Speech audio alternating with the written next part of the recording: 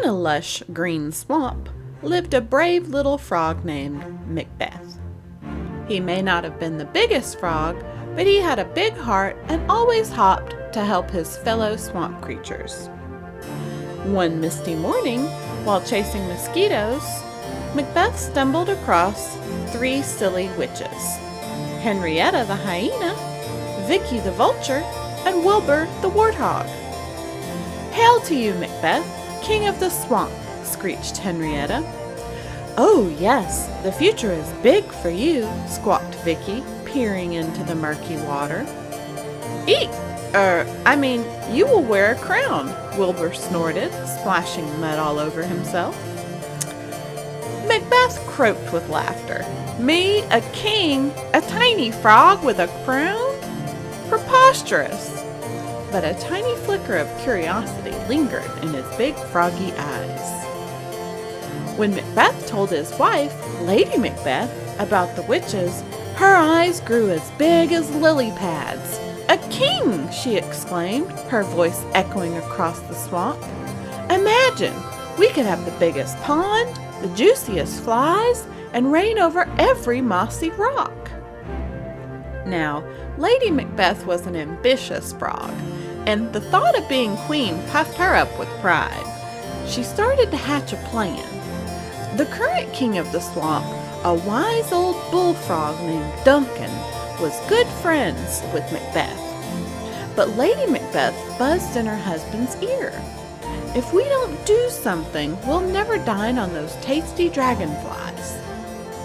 That night, the old King Duncan came to visit Macbeth's lily pad for a feast of crickets and moths. Lady Macbeth, as sweet as honey, kept the old king's cup full of dew. When Duncan began to snore after the feast, Lady Macbeth gave Macbeth a sly wink and a big croak. "Remember," she whispered, "those special berries I picked? Just a few in his drink, and he'll sleep like a log all night and day." Macbeth gulped.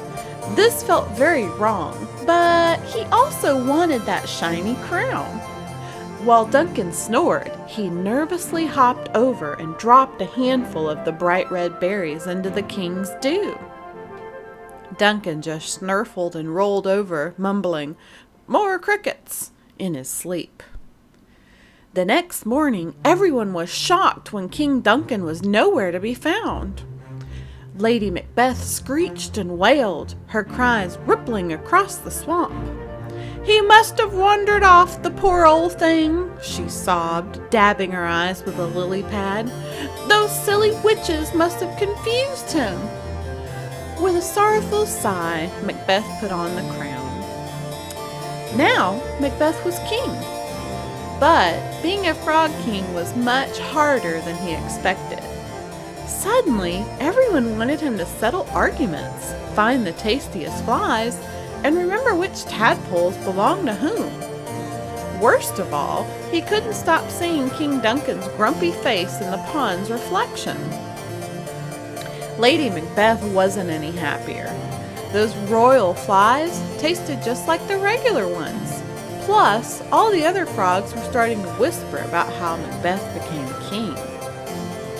Just when things were feeling hopeless, Malcolm, King Duncan's son, hopped into the swamp with a whole family of grumpy toads.